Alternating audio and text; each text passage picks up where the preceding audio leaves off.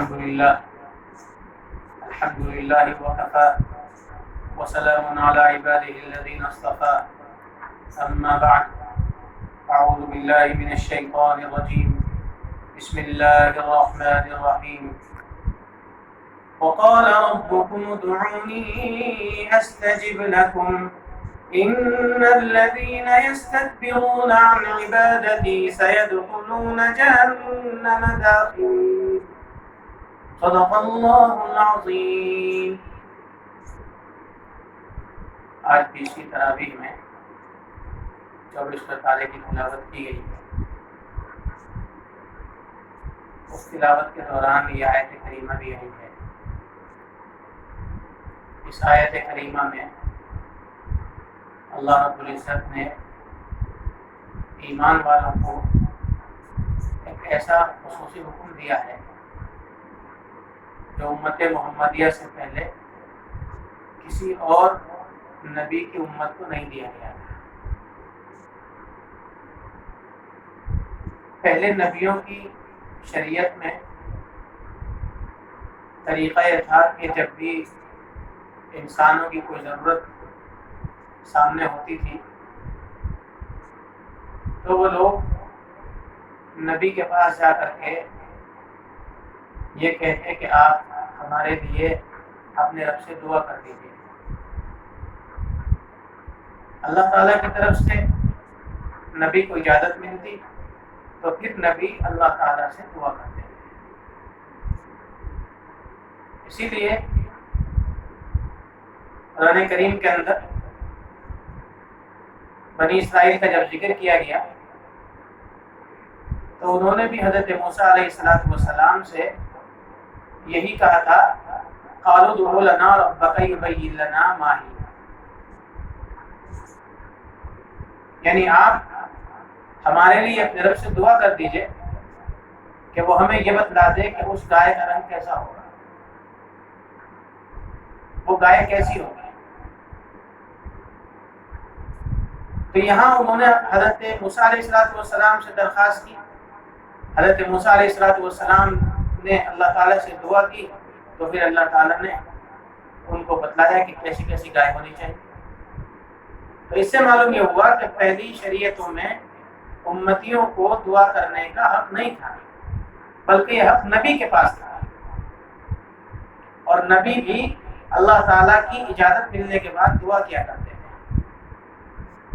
لیکن اللہ تعالیٰ نے اس امت محمدیہ کو جہاں اور بہت سی خصوصیات سے نوازا ہے، وہاں ایک خصوصیت یہ بھی ہے کہ اس امت کے ہر فرد کو، چاہے وہ بچہ ہو، چاہے وہ جوان ہو، چاہے بوڑھا ہو، چاہے مرد ہو، چاہے عورت ہو، چاہے امیر ہو، چاہے غریب ہو، چاہے وہ بادشاہ ہو، چاہے وہ رعایا کا کوئی فرد ہو، چاہے وہ گورا ہو، چاہے کالا ہو، چاہے وہ کسی کی زبان کو جاننے والا ہو، ہر آدمی کو اللہ تعالیٰ نے یہ اجازت ہی نہیں دی، بلکہ اللہ تعالیٰ نے حکم دیا کہ تم مجھ سے مانگا کرو۔ ادعونی، صیغہ امر استعمال فرمایا کہ مجھ سے مانگو، مجھ سے طلب کرو، مجھ سے دعا کرو، استجب لکم، تو میں تمہاری دعا کو پورا کروں گا، تمہاری بات کو قبول کروں گا۔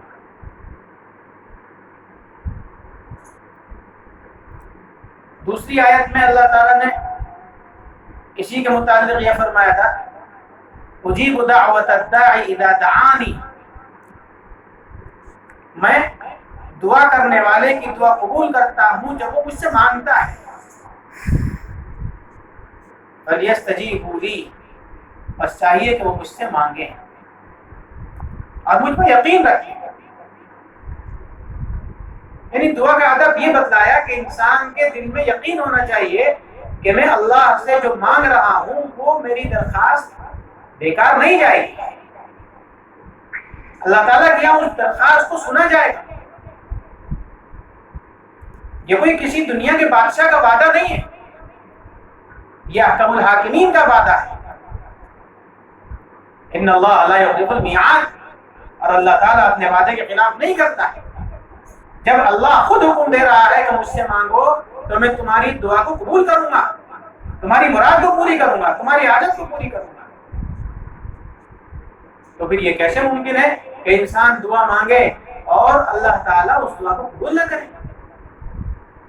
تو یقین دل کے اندر ہونا چاہیے کہ میں جو دعا اللہ تعالیٰ سے کر رہا ہوں وہ دعا ضرور قبول ہوگی۔ یہ اور بات ہے کہ اس قبولیت کے آثار کب ظاہر ہوں اور دعا کی قبولیت کس انداز میں ہو۔ روایات میں آتا ہے کہ انسان جب دعا کرتا ہے تو دعا تو قبول ہوتی ہے، لیکن قبولیت کے 3 طریقوں میں سے کوئی ایک طریقہ اختیار کیا جاتا ہے۔ کبھی تو یہ ہوتا ہے کہ انسان جو دعا کرتا ہے، جو چیز مانگتا ہے، بعینہ ہی وہ چیز اس کو دے دی جاتی ہے۔ کوئی انسان مال کا طالب ہے، اس کو مال دے دیا جاتا ہے۔ کوئی انسان اولاد کا طالب ہے، اس کو اولاد دے دی جاتی ہے۔ کوئی انسان عزت و شہرت کا طالب ہے، اس کو وہ دے دیا جاتا ہے۔ جو چیز مانگتا ہے وہ اس کو مل جاتا ہے۔ اور کبھی ایسا ہوتا ہے کہ انسان جو چیز مانگتا ہے وہ تو نہیں ملتی ہے، البتہ اس کے اوپر آنے والی کوئی مصیبت اس دعا کی وجہ سے ٹال دی جاتی ہے۔ اور کبھی ایسا ہوتا ہے کہ نہ مطلوبہ چیز دی جاتی ہے، نہ آنے والی مصیبت ٹالی جاتی ہے، بلکہ اللہ تعالیٰ اس دعا کو آخرت کے لیے ذخیرہ کر دیتے ہیں۔ یہاں تک کہ روایات میں آتا ہے کہ جب بندہ اللہ تعالیٰ کی بارگاہ میں پہنچتا ہے تو اللہ تعالیٰ اس کو بتاتے ہیں کہ دیکھ تیرے لیے یہ سارا ثواب ہے۔ وہ بندہ کہتا ہے کہ میرے اعمال تو ایسے نہیں کہ جن کی بنیاد پر اتنا سارا ثواب مل جائے۔ تو اللہ تعالیٰ اس کو بتلاتے ہیں، یاد دلاتے ہیں کہ دیکھ فلاں وقت تو نے دعا کی تھی ہم سے اور تجھے لگا تھا وہ دعا قبول نہیں، فلاں وقت وہ دعا کی تھی، فلاں وقت دعا کی تھی، فلاں وقت دعا کی تھی۔ اس کی ساری دعائیں یاد دلائی جاتی ہیں جو اس نے دنیا کے اندر کی تھی، اور پھر فرمایا جاتا ہے کہ یہ ان دعاؤں کے بدلے میں ہم نے تیرے لیے اجر تیار کیا ہے۔ تو اس وقت وہ شخص تمنا کرے گا کہ کاش دنیا کے اندر میری کوئی دعا قبول ہی نہ ہوئی ہوتی، دنیا کے اندر اس قبولیت کے آثار نمایاں نہ ہوتے۔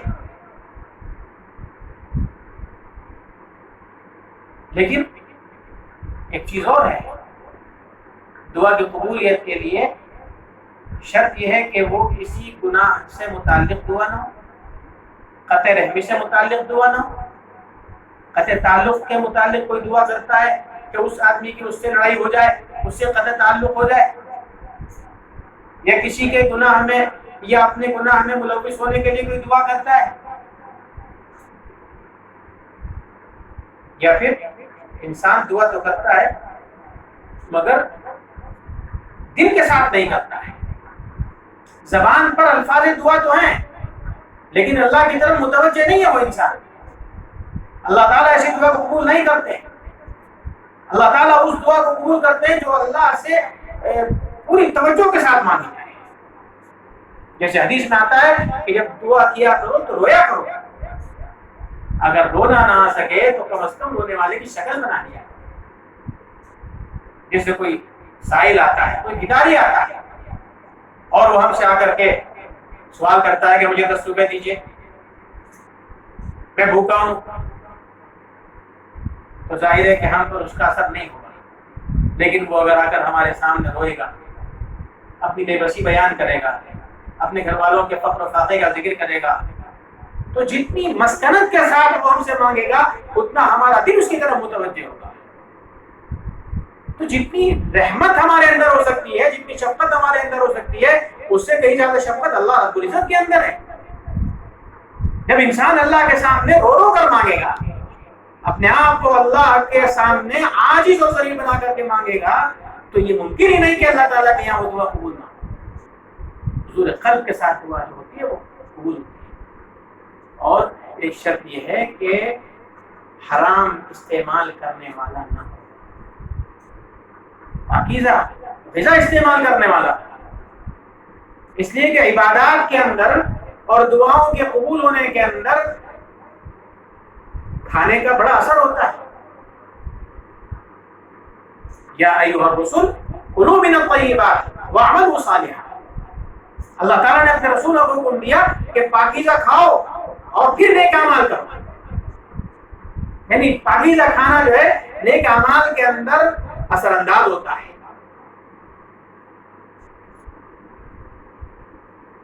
ایسے ہی پاکیزہ کھانا دعا کی قبولیت کے اندر بھی اثر انداز ہوتا ہے۔ اس کے مقابلے میں اگر کوئی آدمی لقمہ حرام کھاتا ہے تو ایک لقمہ حرام کا استعمال کرنے سے 40 دن تک اس کی کوئی عبادت اور کوئی دعا اللہ تعالیٰ کیا قبول نہیں ہوتی ہے، سب چیز رد ہو جاتی ہے۔ حدیث کے اندر مسافروں کی دعا کے قبول ہونے کا وعدہ ہے، لیکن اس کے باوجود حدیث میں آتا ہے کہ بہت سے لوگ پراگندہ حال، پریشان حال، سفر کے آثار ان کے اوپر نمایاں، دھول میٹے ہوئے اور اللہ سے دعا کر رہے ہیں، یا ربی یا ربی یا ربی، لیکن ان کی دعا کہاں قبول ہوگی؟ اس لیے کہ ان کا کھانا حرام ہے، ان کا پینا حرام ہے، ان کا لباس حرام ہے۔ معلوم یہ ہوا کہ لقمہ حرام جو ہے انسان کی دعا قبول ہونے سے رکاوٹ بن جاتا ہے، دعا قبول نہیں ہوتی ہے، اس لیے دعا کرنی چاہیے۔ یہاں تک کہ ایک حدیث میں آتا ہے اللہ کے نبی صلی اللہ علیہ وسلم نے فرمایا کہ جو آدمی یہ سوچ کر دعا نہیں کرتا کہ مجھے دعا کی ضرورت نہیں ہے، اللہ تعالیٰ اس سے ناراض ہوتا ہے۔ اللہ کو وہ بندہ پسند نہیں جو اپنے آپ کو اللہ کے سامنے عاجز بنا کر کے، حقیر بنا کر کے پیش کرے، اللہ سے اپنی ضرورت مانگے۔ اللہ دینے کے لیے تیار ہے۔ اللہ کی طرف سے تو رات کے آخری پہر کے اندر منادی ہوتی ہے، اعلان ہوتا ہے کوئی ضرورت مند جس کی ضرورت پوری کی جائے، ہے کوئی بیمار جس کو شفا مانگنی ہو اس کو شفا دی جائے، ہے کوئی اپنی پریشانیوں کو بیان کرنے والا جس کی پریشانی دور کی جائے۔ اللہ تو دعا اعلان کر رہا ہے، اور یہ اعلان ایسا ہی نہیں ہے، یہ اعلان اللہ رب العزت کی طرف سے ہے، احکم الحاکمین کی طرف سے ہے۔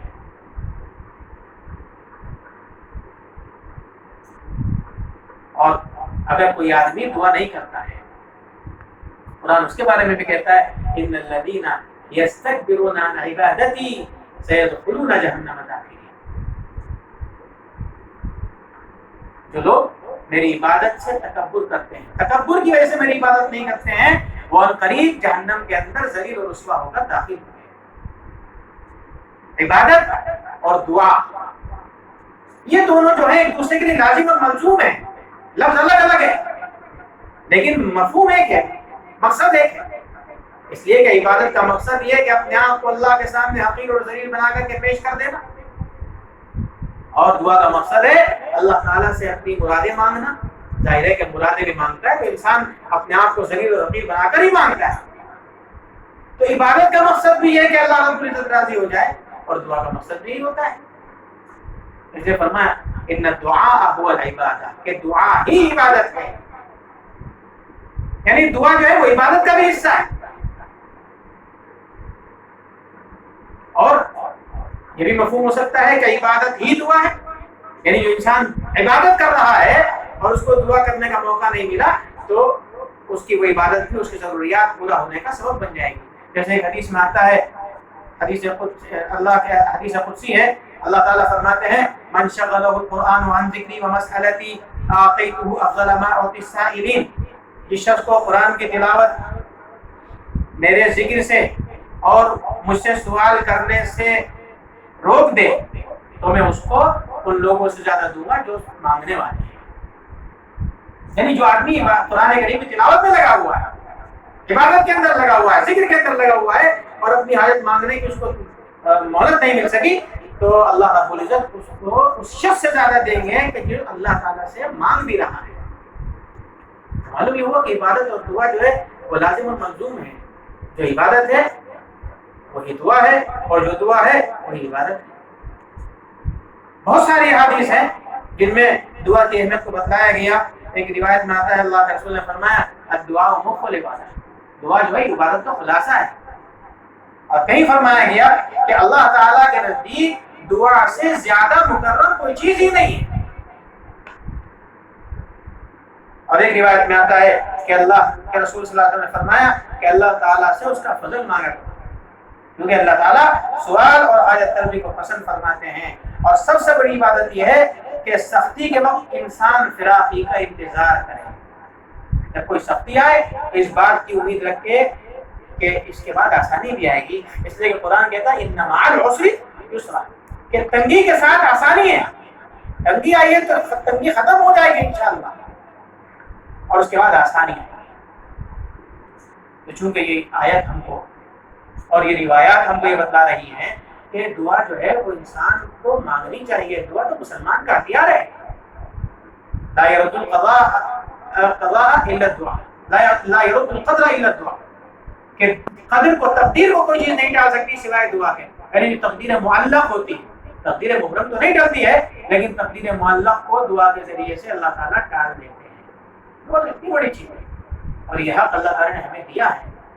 اس لیے ہمیں اپنے آپ کو اللہ کے سامنے عاجز اور غریب بنا کر کے اللہ سے دعائیں مانگنی چاہیے، لیکن دعا کے آداب کو ملحوظ رکھنا چاہیے. یقین رکھنا چاہیے کہ ہم جو دعا کریں گے وہ انشاءاللہ اللہ تعالیٰ کے یہاں قبول ہوگی. اللہ تعالیٰ ہم کو یقین کامل عطا فرمائے. وآخر دعوانا الحمدللہ.